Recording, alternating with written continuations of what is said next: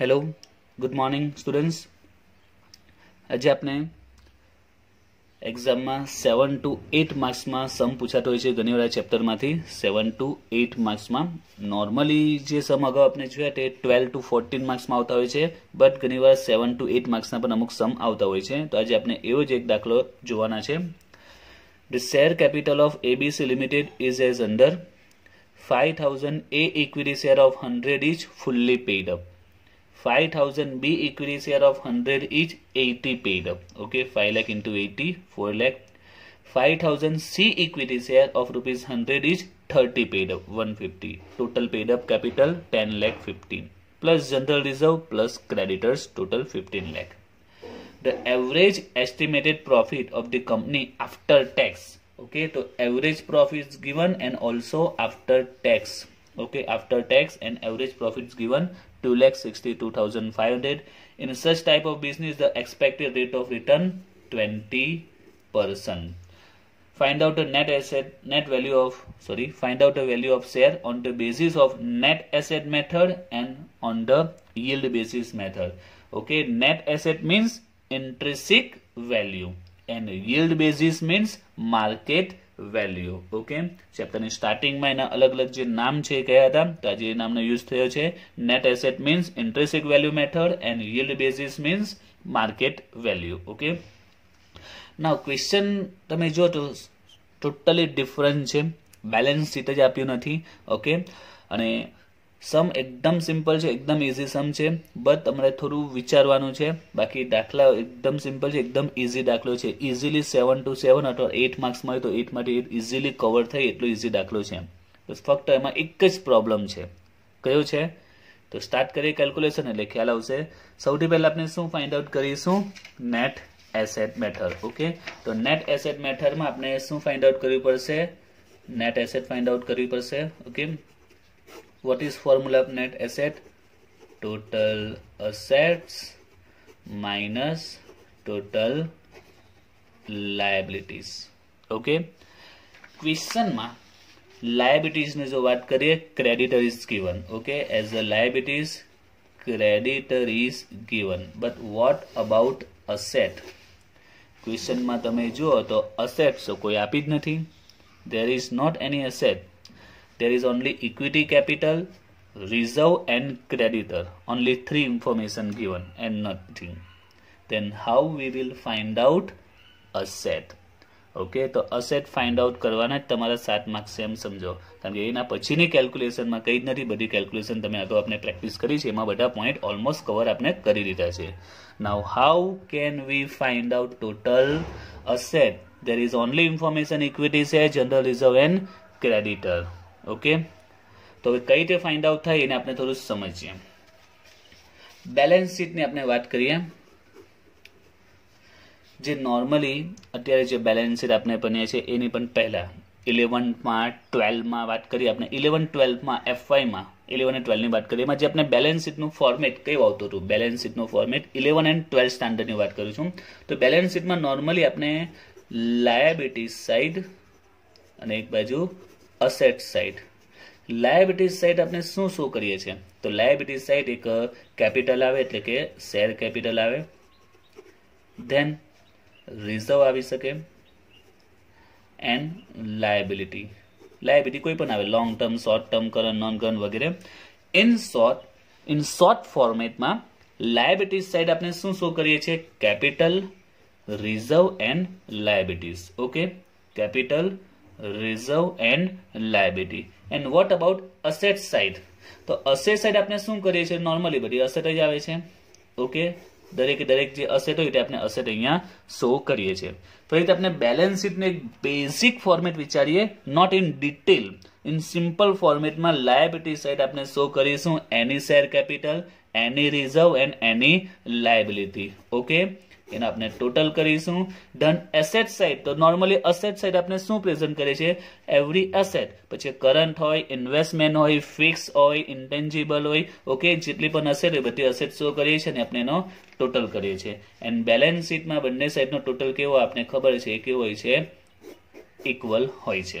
Okay, તો આ balance શીટનો એક basic format, not in detail. Okay, simply balance શીટને જો કોઈક સામાન્ય સ્ટુડન્ટને સમજાવવું હોય એકદમ સિમ્પલી લોજિકલી, તો બેલેન્સ શીટમાં નોર્મલી આ રીતે આપણે પ્રેઝન્ટ કરી શકીએ.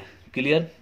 નાઉ in our question, equity capital given 1050, total equity capital 1050, share capital 1050. What about reserve? There is a general reserve is given 240, and as a liability there is a one liability given, that is creditor 210, and the total is also given 15 lakh. Okay, તો હવે clear થઈ જવું જોઈએ. Liability side normally capital આવે, reserve આવે અને liabilities આવે. આપના ક્વેશ્ચનમાં દરેકને લગતી at least one particular one information આપી છે. કેપિટલ એક આપી છે, એક રિઝર્વ પણ છે અને એક લાયબિલિટી પણ શો કરી છે આપના ક્વેશ્ચનમાં. ઓકે, એનો ટોટલ આપેલો છે 15 લાખ. તો કોમન છે કે આના પરથી ખ્યાલ કે લાયબિલિટી સાઈઝનો ટોટલ કેટલો છે 15 લાખ. ધેન અસેટ સાઇડ નો ટોટલ પણ કેટલો આવશે 15 લાખ આવશે. બીકોઝ બેલેન્સ શીટના ફોર્મેટ પ્રમાણે જો તમે વિચારો તો નોર્મલી બેલેન્સ શીટના ફોર્મેટમાં કેપિટલ, રિઝર્વ એન્ડ લાયબિલિટીઝ આવે અને આપણે ક્વેશ્ચનમાં કોઈ એક્સ્ટ્રા ઇન્ફોર્મેશન આપી જ નથી. તો આપણે જે ઇન્ફોર્મેશન છે એના પર વિચારીએ તો તે પ્રમાણે we have a one capital means share capital 1050. We have a reserve as a general reserve 240 and we have a liability as a creditors. Okay, તો નોર્મલી દરેકને લગતી એટલીસ્ટ વન ઇન્ફોર્મેશન આપી છે તો આપણે એને જ આધારે જો વિચારીએ તો લાયબિલિટી સાઈડનો ટોટલ કેટલો આવશે 15 લાખ એન્ડ લાયબિલિટી સાઈડનો total is 15 lakh. Then asset સાઈડનો ટોટલ પણ કેટલો આવશે 15 લાખ આવશે. અને અસેટ સાઈડ નોર્મલી આપણે અસેટ શો કરીએ છીએ. And in calculation of net asset we consider total asset, any asset. Okay, except fictitious. Okay, fictitious આપણે કન્સિડર નથી કરતા, બટ નોર્મલી ક્વેશ્ચનમાં fictitious વિશે કોઈ ઇન્ફોર્મેશન આપી નથી તો આપણે એવું માની લઈશું કે અહીંયા fictitious કોઈ હશે જ નહીં. જે નોર્મલી એસેટ જ હશે, ફિક્સ છે, ધેન ઇન્વેસ્ટમેન્ટ છે, કરંટ એસેટ છે, એ આપણે સપોઝ કરીને ચાલીશું. ઓકે, તો આના પરથી હવે ક્લિયર થઈ ગયું હશે કે total asset will be 15 lakh. તો ક્વેશ્ચનનો મોસ્ટ ઇમ્પોર્ટન્ટ પોઈન્ટ હતો ટોટલ અસેટ ફાઇન્ડ આઉટ કરવાની, જે આપણે મળી ગઈ છે 15 લાખ. ક્લિયર? ના હવે આપણે સિમ્પલી કેલ્ક્યુલેશન કરી શકીએ છીએ.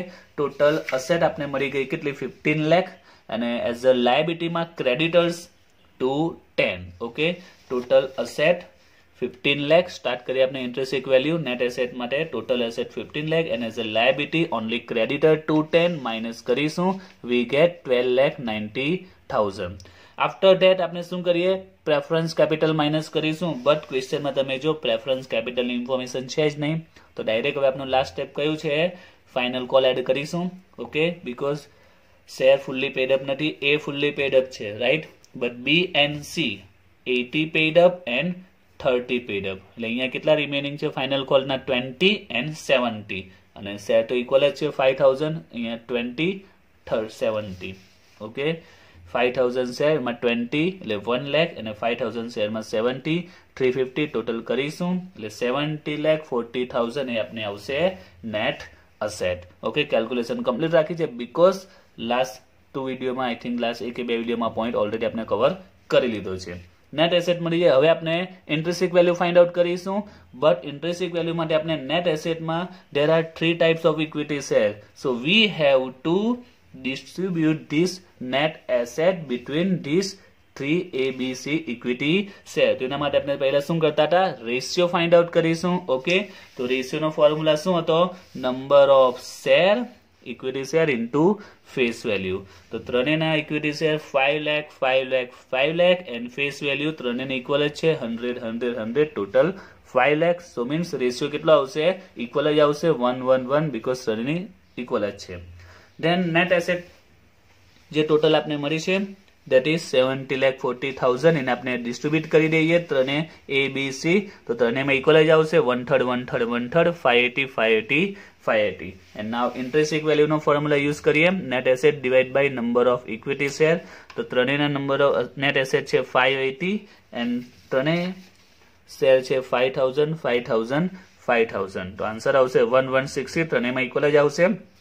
તો એ માં ફાઇનલ 1160, જ્યારે બી માં આપણે શું કરીશું 20 ફાઇનલ કોલ માઇનસ કરીશું, સી માં 70 ફાઇનલ કોલ માઇનસ કરીશું, તો we get final answer 96 and 46. Clear? હવે સ્ટાર્ટ કરીએ આપણે કેલ્ક્યુલેશન માર્કેટ વેલ્યુની.